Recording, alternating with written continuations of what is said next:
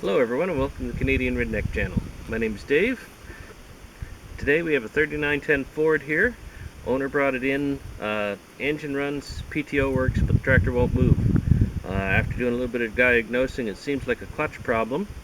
Clutch pedals just feels off, and when you try to put it in gear with the clutch engaged, there's no grinding of the gears. You don't feel anything on the stick like the gears are kind of trying to mesh together or anything. So it seems like the power isn't transmitting that far. So it would pretty much have to be either clutch or a broken input shaft. But like I said, the clutch pedal feels kind of funky. So we'll get to taking it apart and see what's going on. So first thing we're going to do is get the loader off. To get the loader off, it's connected with the roll bar at the back, so all that's going to have to come off. So we'll start getting things stripped down, and we'll come back when we get things a little bit smaller.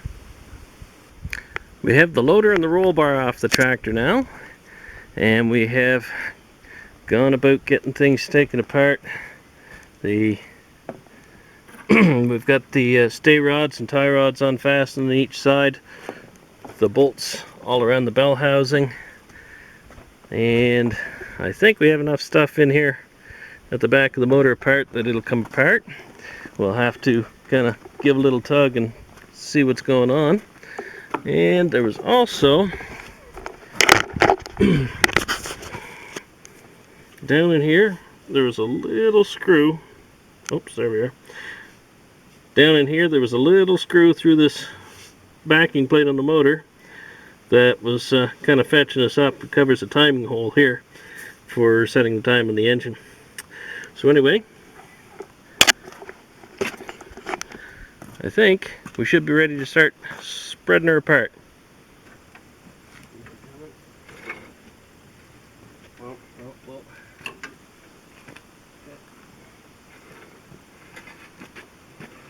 careful. We can see what the problem is now. It's kind of hard to see on the camera, but when you look down in there,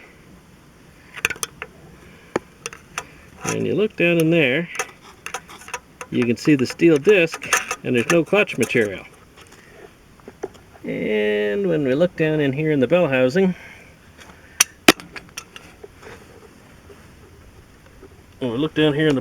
we can see all the clutch material. So the clutch disc, all the facing came off it and spit out, and so that's definitely why there was a clutch issue. So we'll get that clutch out of there and we'll be swapping that out.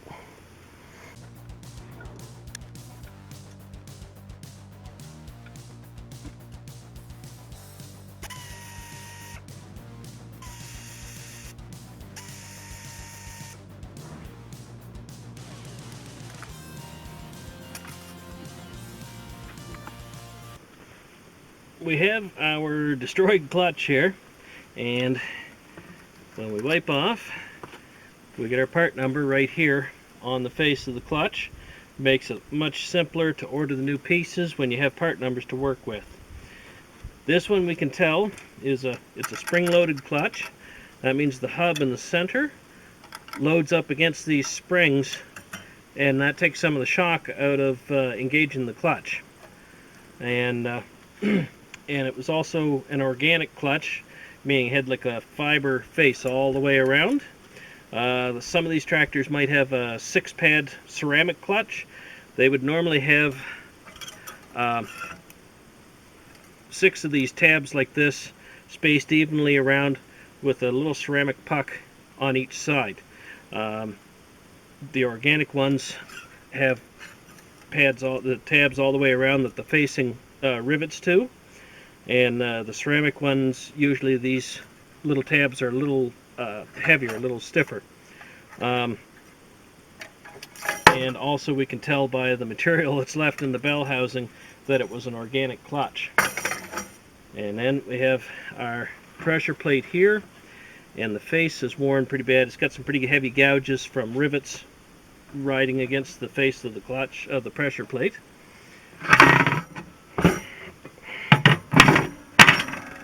And so important things to look for when you want to order a new clutch: This is 4 levers with a bearing ring for the release bearing to press against, and in the center it has a splined hub to drive your power takeoff. And so you want to get a diameter and spline count, and again you note that it's 4 levers with the bearing ring. So we'll get these parts ordered and get back to you when we're ready to start putting things back together. Our new parts kit has arrived, which gives us a nice new clutch disc and a lining tool for putting it in with. That is your pilot bearing. Over here we have the release bearing and a nice new pressure plate all ready to go together. So our first step will be, well, I guess the first step was we already cleaned out the bell housing in there that was all full of bits of clutch and pieces and so forth. And then our next step will be to change the release bearing here, and we're going to change this pilot bearing in here, and it is in a pocket in the end of the crank. So what we'll have to do is we fill the hole in the center of the pilot bearing with grease and then use hydraulic pressure to push it out.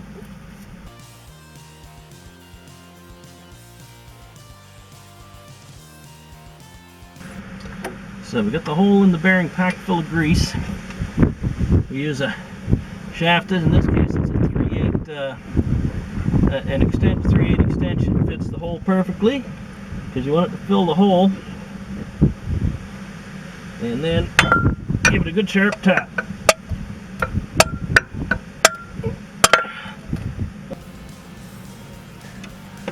It might take 2 or 3 applications of grease to get it to come all the way out.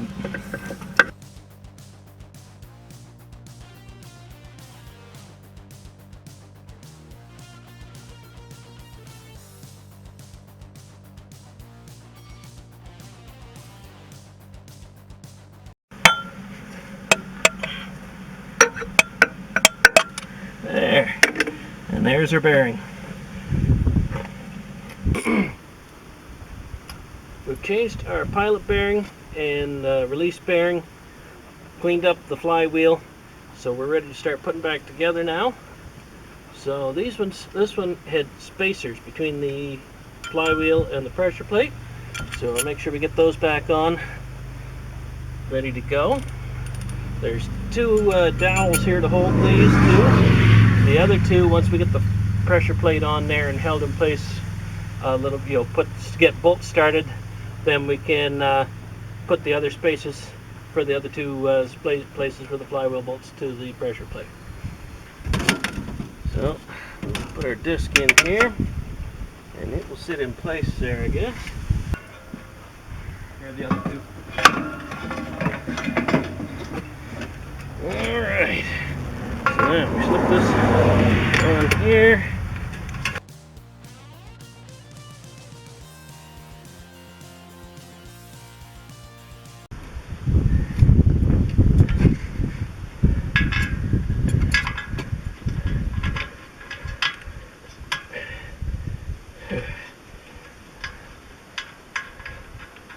There we go. That'll hold the pressure plate in place.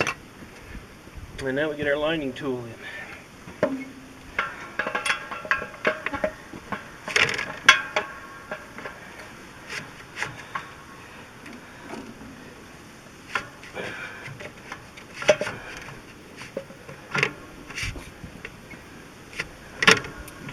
There we are. And that should have us right into the pilot bearing. Yeah, okay.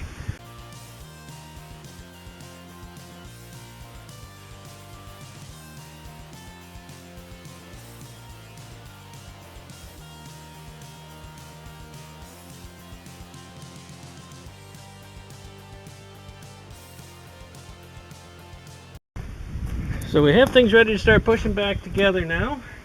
I probably can't see them because of this tie rods and stuff. We've got a couple of long guide bolts on either side here. They're not on the holes yet. They're just to help guide things together to make sure we've got things going straight. So we'll get things started. Right off the bat, this side has to start moving first before the other side to get things squared up a little bit. But we'll get that going and get her slid together. And you hold reasonably steady on that. What the fuck is it doing? Push it. Yeah. Ah, yeah. Okay, there we go. It went together.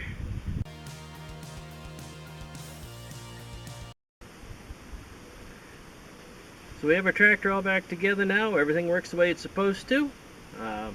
Hope you enjoyed this video on changing a clutch on a 3910 Ford. Hope you found it useful and helpful. As always, please like, subscribe, share, and have a great day.